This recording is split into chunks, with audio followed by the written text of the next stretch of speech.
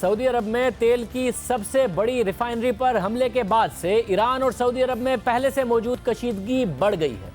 نہ صرف کشیدگی بڑھی ہے بلکہ تیل کی فراہمی متاثر ہونے سے قیمتوں میں بھی اضافہ ہوا ہے۔ امریکہ اس حملے کا الزام براہ راست ایران پر لگا رہا ہے۔ نہ صرف الزام لگا رہا ہے بلکہ ثبوت کے طور پر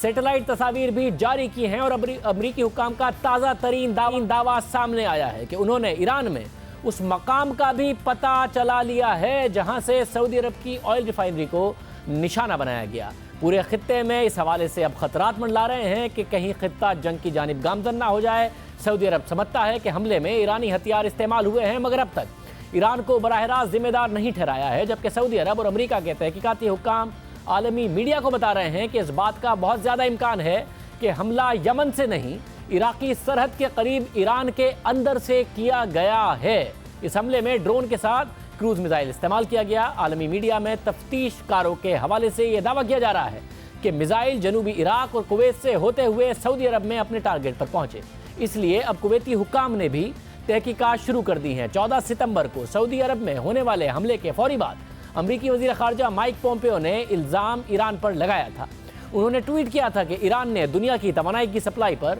غیر معمولی حملہ کیا ہے، اور پھر امریکی صدر ڈونلڈ ٹرمپ کا بیان سامنے آیا جس میں ان کا کہنا تھا کہ یقینی طور پر لگ رہا ہے کہ یہ ایران کا کام تھا اور ہم سعودی عرب کی مدد کے لیے تیار ہیں، مگر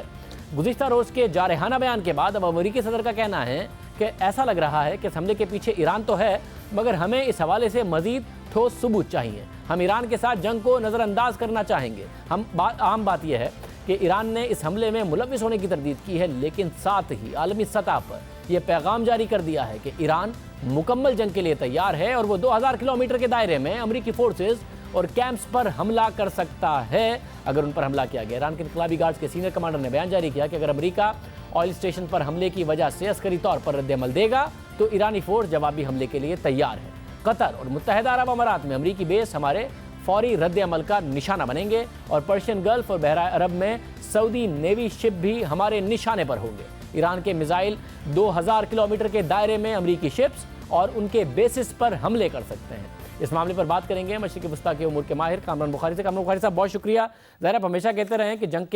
کا کوئی خطرہ نہیں ہے، مگر کوئی بھی غلطی، کوئی بھی اسٹریٹجک مسٹیک ایسی ہو سکتی ہے، کوئی بھی ایک واقعہ ہو سکتا ہے جس کی وجہ سے صورتحال ہاتھ سے باہر ہو سکتی ہے۔ اب امریکہ کی طرف سے یہ کہنا کہ اتنا سوفسٹیکیٹڈ حملہ ہے کہ حوثی باغیوں نے نہیں کیا ہوگا یمن سے، بلکہ ایران اس کے پیچھے لگتا ہے جتنے سوفسٹیکیٹڈ یہ حملہ ہے۔ آپ کو لگتا ہے کہ ایک قدم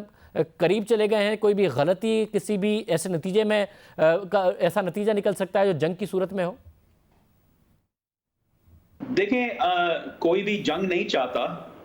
امریکہ بھی نہیں چاہتا، ایران بھی نہیں چاہتا، لیکن ایران کا، جیسے میں نے آپ کے پہلے بھی شو میں کہہ چکا ہوں کہ مذاکرات کے لیے اس کا ہاتھ جو ہے وہ کمزور ہے، وہ پوزیشن آف ریلیٹو ویکنس سے مذاکرات کی جانب بڑھ رہا ہے، تو اس کو اپنا ہاتھ مضبوط کرنا ہے، اور وہ لیوریج لینے کے لیے، بارگننگ پاور انکریز کرنے کے لیے اس نے یہ کارروائی کی ہے۔ اور میں نہیں سمجھتا کہ ہاں بھئی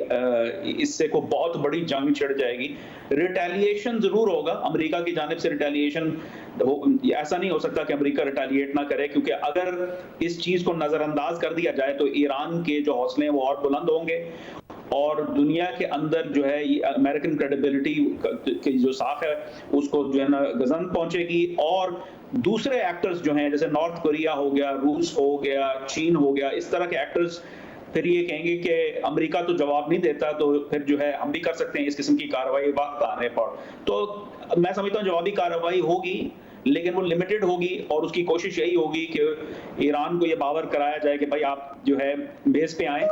ہم بھی آگے نہیں بڑھنا چاہتے، لیکن چونکہ آپ نے حملہ کیا اس پہ آپ نے ہمیں مجبور کر دیا جوابی کارروائی کرنے پہ۔ تو میں نہیں سمجھتا کہ جو ہے یہ کوئی سائڈ بھی ایسکلیشن چاہتی ہے، لیکن یہ ایک مس کیلکولیشن نہیں ہے، یہ ایک ہائی سٹیکس منور ہوا ہے ایران کی طرف سے۔ اگر ریٹیلیشن ہوتی بھی ہے تو وہ پراکسیز کی حد تک ہوگی؟ ابھی تک تو پراکسیز کی حد تک یہ آپس میں لڑتے ہیں، تو یمن کی حد تک ریٹیلیشن ہوگی، یا الزام جب براہ راست ایران پر لگا رہے ہیں تو سعودی کولیشن یا امریکہ کی طرف سے کوئی براہ راست آپس میں کنفرنٹیشن ایران کے ساتھ ہو سکتی ہے؟ جی، اس وقت جو جوائنٹ چیفز ہیں وہ صدر ٹرمپ کو مشورہ یہی دے رہے ہیں آپشنز کا، کہ کیا آپشنز ہیں کہ اپنا، پھر یہ بھی ایشو ہے کہ اگر حوثیوں کا کوئی انوالومنٹ نہیں ہے یمن سے، یا عراقی جو ہے جو